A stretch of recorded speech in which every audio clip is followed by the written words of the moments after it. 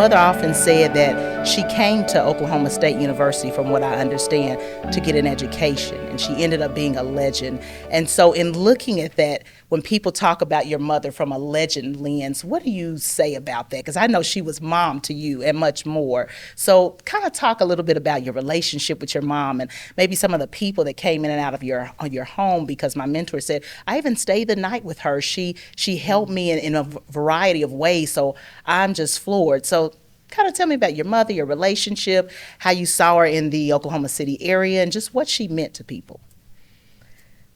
As her child, at that time, as a young person, we just thought that she did too much, that she went over and beyond. And even my dad, who was I thought, an outstanding educator, and of course, vocational education teachers at that time were required to go into the homes and visit with the families.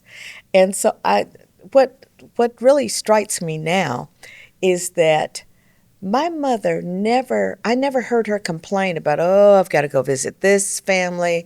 I've worked a full day at school. And back there, and particularly in the segregated schools where she started at Dungy High School, the home economics teacher did everything. Not only did she teach, she made outfits for the cheerleaders. She fed the basketball team, the football team.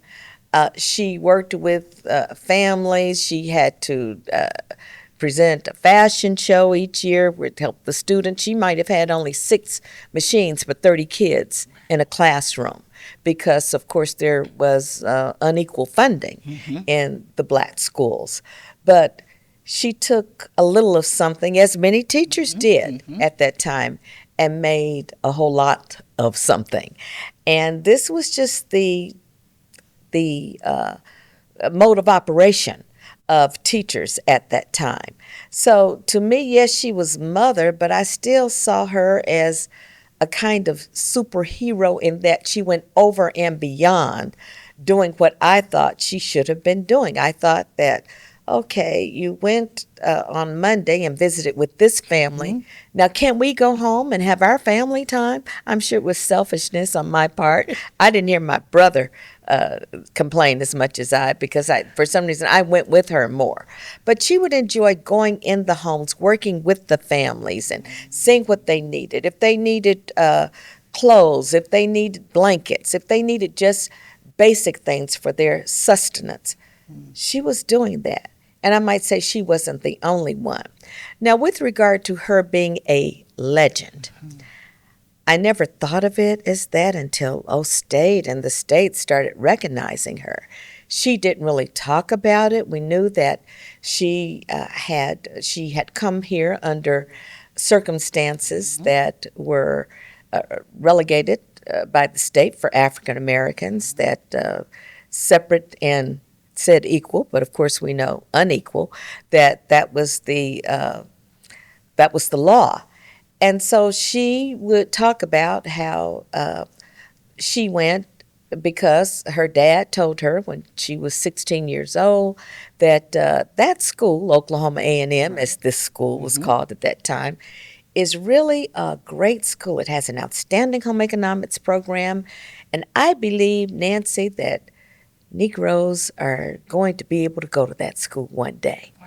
And you won't have to leave the state to go. But things are going to get better. And I'd love to see you go to that Oklahoma A&M because it has one of the top home economics programs in the nation. And I just believe you'll be able to do it. And so he planted the seed in her when she was 16 years old. She had a home economics teacher. She was from Sapulpa, Oklahoma, near where you live, yes. Tulsa. And so the black school in which she was nurtured, she had a home economics teacher named Mittie Jackson, who strongly influenced her.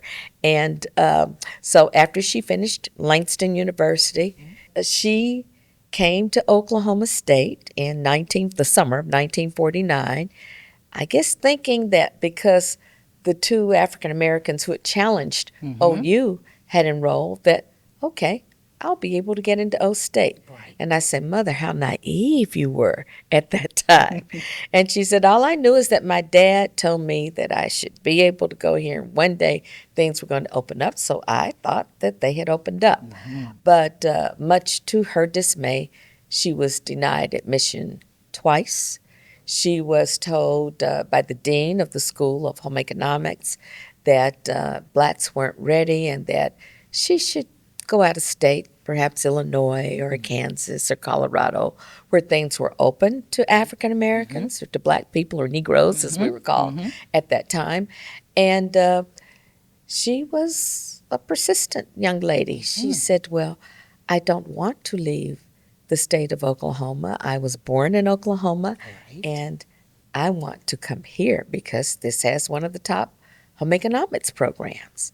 And so she was denied, but she came back, and she was denied again. But she enlisted the help of two prominent early 20th century NAACP leaders, and they prevailed upon the university to let young Nancy Randolph in, and so eventually she was admitted.